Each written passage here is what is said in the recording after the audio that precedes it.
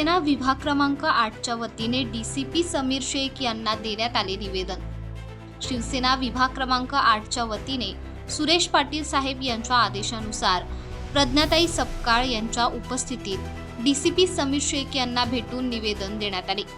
मुंबई तसेच मानखुर्द शिवाजीनगरमध्ये मुलींचे बेपत्ता होण्याचे वाढते प्रमाण यावर ठोस उपाययोजना करून समाजकंटकांवर जरब बसून सामान्य नागरिकांना जनजागृत करून ही समस्या कमी करावी, त्यासाठी वस्ती पातळीवर काम करण्यासाठी शिवसेना पक्ष सोबत असेल असे आश्वासन यावेळी देण्यात आले। यावेळी Pragya Sapkal, Hemant Salvi, Sharada Palkar, Shraddha Mohile, Kiran Gavan, Sajiya madam, Ganesh Bhaval, Gufran Ansari, Memun madam, Ayesha madam, Vanita Borge, Sushma Gaikwad, Arjun Shinde, Rajshri Davari, Rohan गेजगे, हर्षल उस्तुरे, अरुण जगताप आदी पदाधिकारी उपस्थित होते। आज सन्माननीय उद्धव बाळासाहेब ठाकरे यांच्या मार्गदर्शनाखाली आज आम्ही आमचे डीसीपी समीर शेख यांना आम्ही भेट दिली आणि आम्ही विनंती अर्ज सुद्धा दिलेला आहे। कारण आज जे संपूर्ण महाराष्ट्रात आणि राज्यात सुद्धा या सगळ्या अपहरण म्हणा, अत्याचार, बलात्कार या सगळ्या गोष्टी महिलांवरती भरपूर होत आहेत। छोट्या छोट्या मुली पण अपहरण होत आहे, परंतु त्या बेपत्ता झालेल्यामुळे कधी सापडत सुद्धा नाही आहेत। आज त्या आई वडिलांची पण फार बिकट अवस्था आहे। या सगळ्या गोष्टीकडे बघून माझी एक विनंती आहे, आपल्या राज्याचे गृहमंत्री यांना एक माझी कळकळीची विनंती अशी आहे की जे तुम्ही लाडकी बहीण योजना देताय, तर ती देण्यापेक्षा आपली लाडकी बहीण, आपल्या मुली कशा सुरक्षित राहतील, त्यांना कशी सुरक्षा दिली जाईल, हीच माझी विनंती आहे त्यांना। आणि ही ती विनंती त्यांनी मान्य करावी आणि लवकरच यावरती उपाय करावा। पालकांना तर निवेदन, आता आपण कसं शेजारी पाजारी, आमचं मानखुर्द शिवाजीनगर विधानसभा ही आमची स्लम एरिया आहे, झोपडपट्टी जास्त असल्या कारणाने तिथे कसं आहे, जसं आता आपले रोजगार, आज रोजगार जे आई वडील आपलं रोजचं पोट कसं भरायचं या विचारात बिचारे ते असतात आणि मुलांवरती विश्वास असतो प्रत्येक आई वडिलांचा। आणि तसं बघायला गेलं तर मला माहिती आहे की पालकांनी पण तेवढंच लक्ष, पण या व्यापामध्ये त्यांच्याकडे थोडंसं पालकांचं पण दुर्लक्ष होतंय। पण ते पालकांनी सुद्धा दुर्लक्ष न करता आपला मुलगा किती वाजता येतोय, मुलगी किती वाजता येते, ती वेळी का नाही आली, मग आपल्याला पोलीस स्टेशनला जाऊन भेटायला पाहिजे। म्हणजे ह्या अनेक गोष्टी अशा पालकांनी सुद्धा त्याकडे जास्त प्रमाणात लक्ष द्यायला पाहिजे। साहेबांनी आम्हाला आश्वस्त केलंय की हा खरंच गंभीर प्रश्न आहे आणि याच्यावरती नक्कीच काहीतरी उपाययोजना आम्ही या येत्या 7 दिवसामध्ये उपाययोजना करू आणि त्या ज्या काही उपाययोजना केलेल्या आहेत त्या तुम्हाला वस्ती पातळीवर दिसतील। त्याचबरोबर आम्ही साहेबांना हे सांगितले की साहेब, ही समस्या पोलीस प्रशासनाची आहे, तसंच इतर नागरिकांची सुद्धा आहे।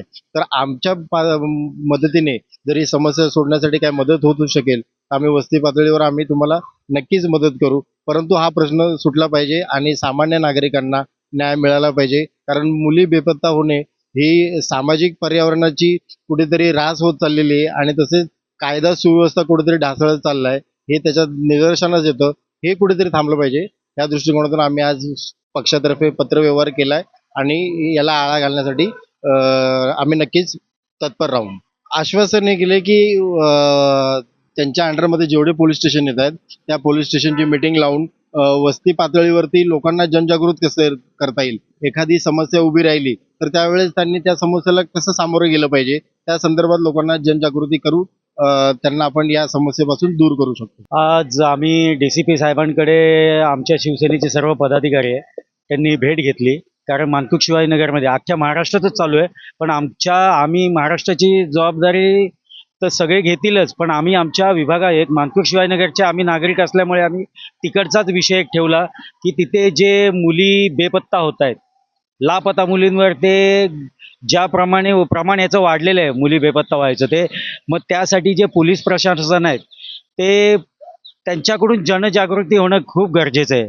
आधी महिला पोलीस ऑफिसर असायच्या, त्या आमच्या शाखेमार्फत किंवा आणखी आमचे जे आम्ही जे काही समाजसेवेचे कार्यक्रम घ्यायचो तिकडे त्यांचे महिला ऑफिसर यायचे पोलीस स्टेशनचे आणि लोकांशी संवाद साधून आहे ना जनजागृती करायची की आपल्या मुलांना कसं जपावं, की ते इंस्टाग्राम, व्हॉट्सअपच्या माध्यमातून, मीडियाच्या माध्यमातून जे आज याच्याप्रमाणे ते बिघडले जात आहेत, तर ते सावरण्यासाठी आहे ना त्यांनी खूप प्रयत्न असायचे।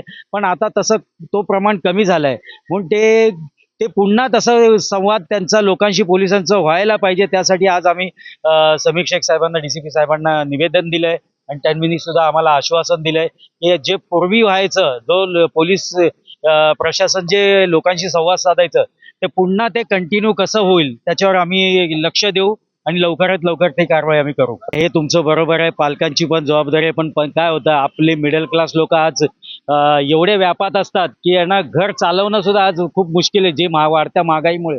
मग आई वडील असेच परेशान असतात. मग ते प्रत्येक मुलावर लक्षच ठेवू शकतीलच हे शक्य होईल नाही होईल, म्हणून आम्ही पालकांना सुद्धा जनजागृती करायला सांगतो आणि पोलिसांना पण त्यात जरा लक्ष द्यायला सांगतो.